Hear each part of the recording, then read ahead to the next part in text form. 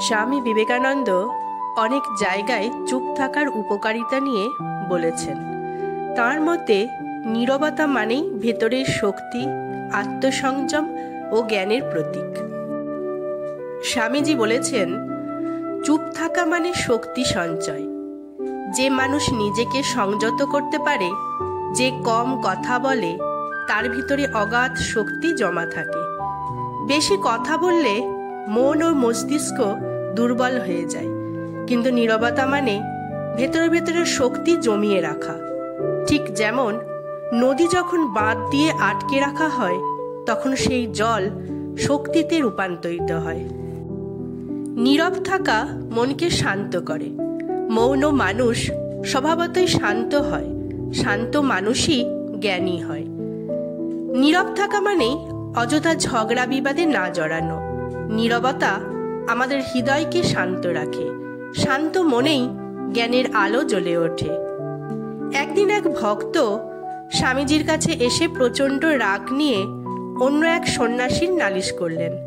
স্বামীজি ধীরে ধীরে শুনলেন সবকিছু, কিন্তু কিছু না বলে তিনি চুপ করে থাকলেন। পরে ভক্ত বুঝতে পারলেন, মহারাজ, আপনি কিছু বলছেন না কেন? স্বামীজি তাকে উত্তর দিলেন, কথা বললে আগুনে ঘি পড়বে, চুপ থাকলে আগুন নিজেই নিভে যাবে। নীরব থাকা মানে সহ্য করার ক্ষমতা। যে অপমান সহ্য করতে পারে, যে তর্কে জড়ায় না, তার ভেতরে সত্যিকারের শক্তি আছে। চুপ থাকাটা দুর্বলতার লক্ষণ নয়, বরং বড় সহনশীলতার পরিচয়। এতে মন শান্ত থাকে এবং অন্যকে শান্ত করার শক্তিও জন্মায়। আমেরিকায় একবার একজন প্রফেসর স্বামীজির বক্তৃতা শুনে তাকে কটু কথা বললেন। চারপাশের লোকজন তখন খুব রেগে গেলেন, কিন্তু স্বামীজি চুপ করেই রইলেন। পরে তিনি বলেছিলেন, যদি আমি প্রতিক্রিয়া দেখাই, তবে আমার আত্মসংযম কোথায়? চুপ থাকাই আমার উত্তর। নীরব থাকা ভেতরের ঈশ্বরকে জাগায়। বাহ্যিক শব্দ কমিয়ে দাও, তাহলেই অন্তরের শব্দ শোনা যাবে। বেশি কথা বললে ভিতরের ঈশ্বর স্বরূপ আত্মার ডাক আর শোনা যায় না। নীরবতা মানেই নিজের ভেতরে প্রবেশ করা, ধ্যান করা। বেলুড় মঠে একদিন শিষ্যরা খুব হইচই করছিলেন।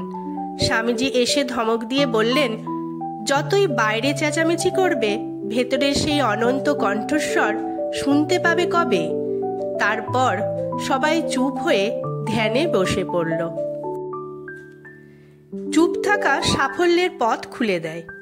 কম বলো, বেশি কাজ করো, এই হলো সাফল্যের মূল মন্ত্র।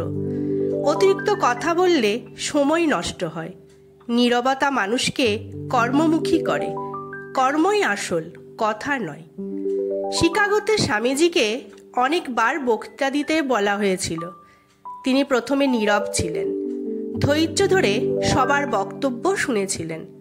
পরে মাত্র কয়েকটি কথায় তিনি বিশ্বকে কাঁপিয়ে দিয়েছিলেন। তার সেই নীরবতা ও সংযমই তাকে অমর করে দিয়েছে। তিনি বলেছেন, চুপ থাকা মানে আত্মসংযম। যে নিজের জীবকে নিয়ন্ত্রণ করতে পারে, সেই নিজের সমস্ত জীবনকেই নিয়ন্ত্রণ করতে পারে। অতিরিক্ত কথা মানুষকে দুর্বল করে। নীরবতা মানে নিজের ওপর দখল রাখা। নীরব থাকা মানে ধৈর্য শেখা। যে নীরব হতে পারে, সেই সত্যিকারের ধৈর্যশীল। নীরবতা মানে শুধু কথা না বলা নয়, বরং ভেতরে ভেতরে ধৈর্য ধারণ করা। আমেরিকায় একজন সমালোচক স্বামীজিকে নিয়ে মঞ্চে কটু কথা বললেন।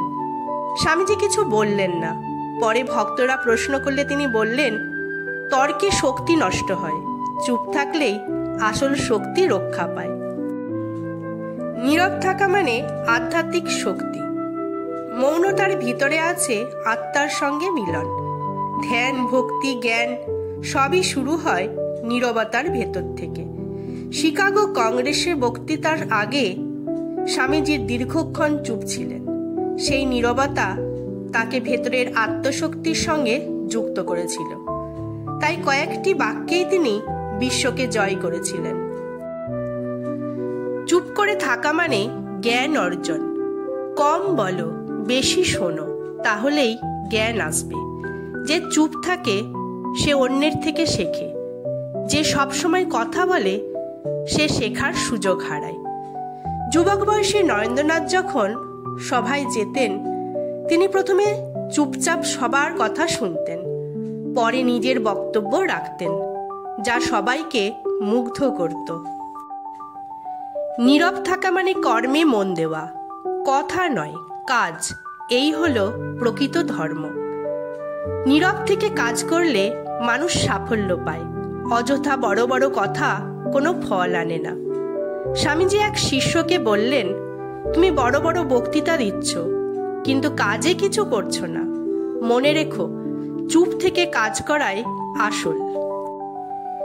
নীরব থাকা মানে শান্তি। যেখানে নীরবতা সেখানেই শান্তি। অযথা বাক্যবাজি মনকে অস্থির করে তোলে। চুপ থাকা মানে ভুল এড়ানো। অতিরিক্ত কথায় ভুল হয়।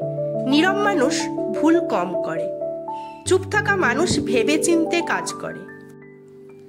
তিনি বলতেন, নীরব থাকা মানে শ্রদ্ধা অর্জন। নীরব মানুষকে সবাই শ্রদ্ধা করে। কম কথা মানুষকে গম্ভীর ও মর্যাদাশীল করে তোলে। নীরব থাকা মানে ভক্তি বৃদ্ধি। ভক্তির শুরু নীরবতা থেকেই। গান, প্রার্থনা সবই নীরব মনেই গভীর হয়। বেলুড়ে রাত্রে সবাই গাইছিল। স্বামীজি বললেন, একটু চুপ থেকো, তারপর গান করো, দেখবে ভক্তি বাড়ছে। স্বামীজি বলতেন, নীরব থাকা মানে আত্মবিশ্বাস। যে আত্মবিশ্বাসী সে চুপ থাকে। দুর্বল মানুষ সব সময় কথা বলে। ভেতরে দৃঢ়তা থাকলে নিজেকে প্রমাণের জন্য বড় বড় কথা বলতে হয় না। এক বিতর্ক সভায় স্বামীজি অল্প কিছু বললেন, কিন্তু তার নীরব দৃঢ়তায় সবাই মুগ্ধ হলেন।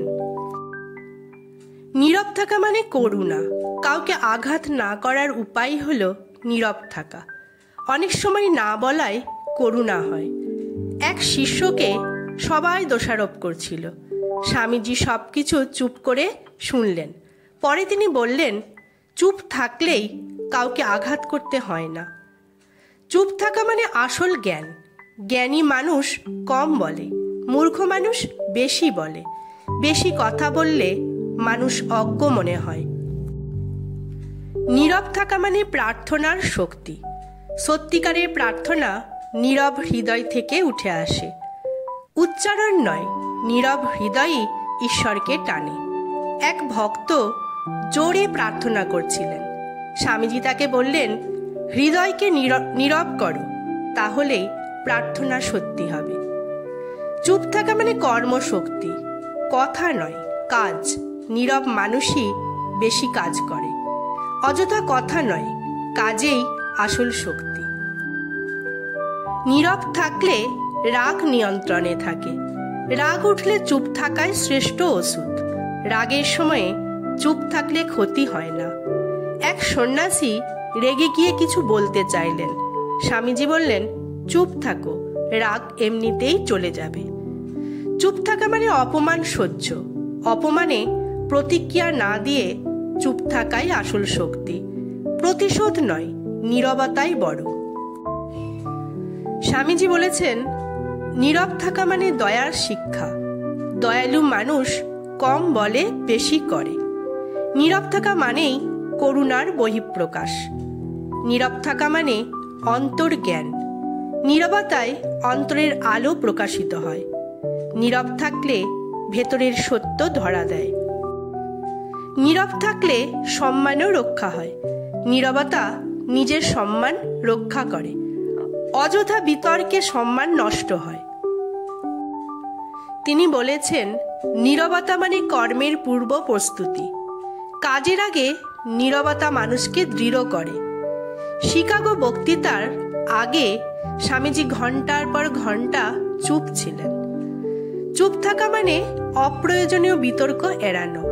যে চুপ থাকে সে হাজার শত্রু থেকেও নিরাপদ। বিতর্কে নীরবতা ঝগড়া থামায়। লন্ডনে তর্কপ্রিয় ছাত্রদের সামনে স্বামীজি কেবল হাসলেন, বিতর্ক থেমে গেল। নীরব থাকা মানে নিজের ভেতরে সত্যকে খুঁজে পাওয়া। নীরব হৃদয়ে সত্য কথা ধ্বনিত হয়। সত্য উপলব্ধি করতে মনকে নীরব করতে হয়। নীরব থাকা মানে অন্যকে বোঝা। যে চুপ থেকে শোনে সেই বেশি শেখে। অন্যকে বুঝতে নীরবতা জরুরি। চুপ থাকা মানে কৃপণতা নয়, শক্তি। নীরবতা দুর্বলতার নয়, মহাশক্তির চিহ্ন। নীরব মানুষ দুর্বল হয় না, বরং অন্তরে শক্তিমান হয়। তিনি বলেছেন, নীরব থাকা মানে অহেতুক কষ্ট এড়ানো। নীরবতা অনেক কষ্ট থেকে রক্ষা করে। বেশি কথা অনেক সময় দুঃখ আনে। চুপ থাকা মানে দয়া প্রকাশ। চুপ থেকেও দয়া করা যায়। কখনো নীরবতা অপরকে আঘাত থেকে বাঁচায়। চুপ থাকা মানে চরিত্র গঠন। নীরবতা চরিত্রকে শানিত করে। নীরব মানুষ ধীরে ধীরে সুশৃঙ্খল হয়। নীরব থাকা মানে ধ্যানের পথ তৈরি করা। নীরবতা ধ্যানের সোপান। ধ্যান শুরু হয় নীরবতা দিয়েই। নীরব থাকা মানে শৃঙ্খলা। নীরবতা আত্মশৃঙ্খলার প্রথম ধাপ। নীরবতা মানুষকে নিয়ম মাফিক করে তোলে। তিনি বলেছেন, চুপ থাকা মানে গভীরতা। গভীর নদীর স্রোত নীরব। গভীর মানুষ অল্প কথা বলে। চুপ থাকা মানে অনর্থক হাস্যরস এড়ানো, অকারণ হাস্য। স্বামীজি বলেছেন, চুপ থাকা মানে দৃঢ় সংকল্প। নীরব মানুষই দৃঢ় সংকল্পবদ্ধ হয়। চুপ থেকে মানুষ স্থির সিদ্ধান্ত নেয়। চুপ থাকা মানে বিনয় শেখা। বিনয় নীরবতায় প্রকাশ পায়। নীরব মানুষ অহংকারহীন হয়। নীরব থাকা মানে দুঃখ লাঘব করা। দুঃখে চুপ থাকলে মন শক্ত হয়। কষ্টে চুপ থাকা সহ্য শক্তি বাড়ায়। নীরব থাকা মানে অপরের হৃদয় জয় করা। নীরব থাকা মানুষের প্রতি সবাই আকৃষ্ট হয়। নীরবতা মানুষকে মনোমুগ্ধ করে। নীরব থাকা মানে সৃষ্টিশীলতা। নীরবতায় সৃজন শক্তি জাগে। চুপ থাকলে নতুন ভাবনাও আসে। চুপ থাকা মানে আত্মবিশ্বাস।